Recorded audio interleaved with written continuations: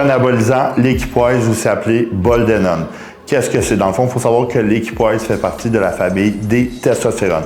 Il faut savoir qu'il y a 3 familles d'anabolisants, les testostérones, les 19-nord puis les DHT. Dans le fond, l'Equipoise, il est retrouvé sous forme injectable. C'est un produit utilisé chez les animaux. Dans le fond, c'est pour utilisation vétérinaire.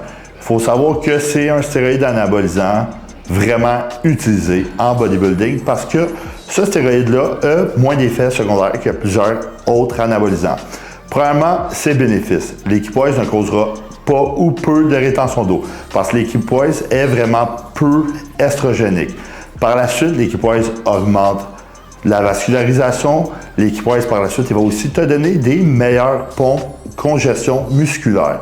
L'Equipoise peut aussi augmenter ton appétit. Moi, personnellement, je n'ai jamais remarqué une augmentation de l'appétit avec l'Equipoise. Il faut savoir que l'Equipoise a un ratio anabolique androgénique 150, ce qui veut dire qu'il est nettement anabolique et peu androgénique, comparé à la testostérone qui est 100-100. Alors, il va avoir peu d'effets de virilisation ou peu d'effets secondaires versus autres anabolisants. C'est sûr que l'Equipoise a beaucoup d'effets secondaires. Il va premièrement diminuer ton niveau de GABA. Pour ceux qui ne savent pas c'est quoi, ben ça va faire en sorte de te causer de l'anxiété. Beaucoup de gens que j'ai remarqué qui faisaient des cycles d'Equipoise avaient une augmentation excessive de leur anxiété.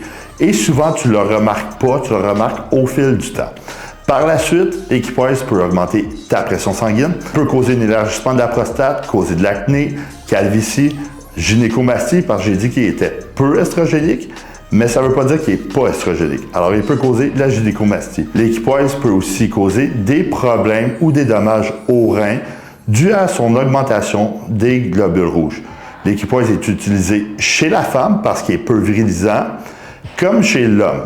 C'est sûr que l'Equipoise, c'est un stéroïde où que les dosages vont être super élevés, surtout chez un homme.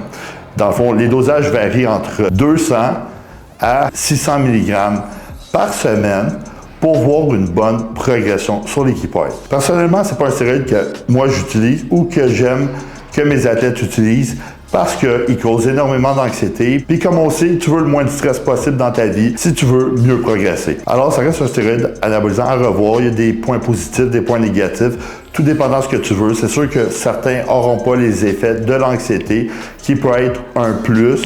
Si tu les as pas, ben ça peut être une bonne option. Alors, si tu as aimé cette petite vidéo-là, n'oublie pas de liker, écrire en commentaire quel stéroïde anabolisant tu aimerais découvrir.